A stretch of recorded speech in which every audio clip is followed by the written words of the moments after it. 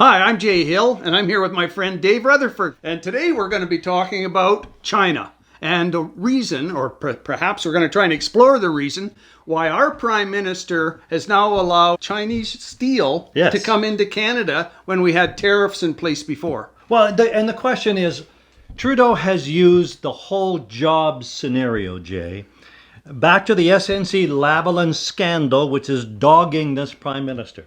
When he defended his attempt to subvert justice, he said, well, it's about the jobs that SNC-Lavalin would provide. I'll always stand on the side of Canadian jobs. Well, okay. Of course, we've always acknowledged he never mentioned the 100,000 Alberta jobs that have been lost because of the oil pipeline situation. He doesn't even care about that. But there's something now that's even worse. You mentioned China. It's about China. China, we've had this weird relationship with China. First of all, we let the Huawei executive that the Americans wanted, we let them take her out of Vancouver, and that made the Chinese mad. Okay.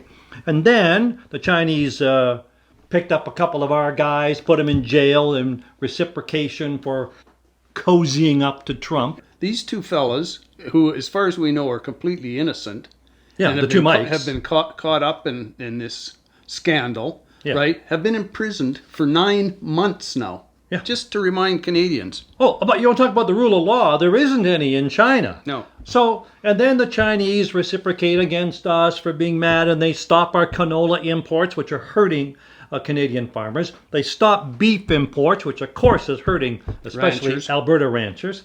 Yeah. And so we got this weird relationship with China. You would think we'd sort of be saying, hey, China, enough of this. Oh, no, not Trudeau. Quite the opposite. Exactly the opposite. This Prime Minister and this government has allowed China to dump steel, which means it's below market value steel, and they've been accused of it and convicted of it, China and Spain and Korea, dumping steel into Canada. International markets, yeah. And so our Prime Minister says, oh, that's okay.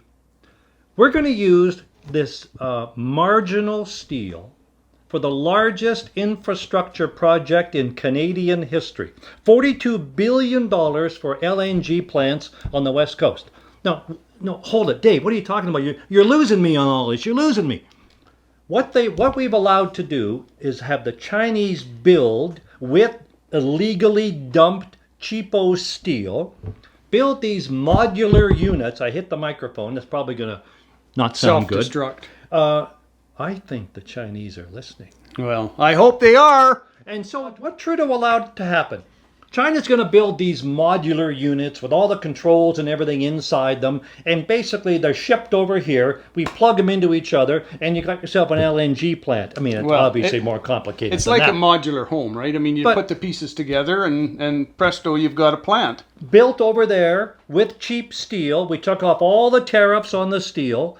And also, that means, because it's built there, because these modules come over here, Canadian jobs are sacrificed. Listen to this. This is Ed Whalen, President and CEO of the Canadian Institute of Steel Construction. These guys know.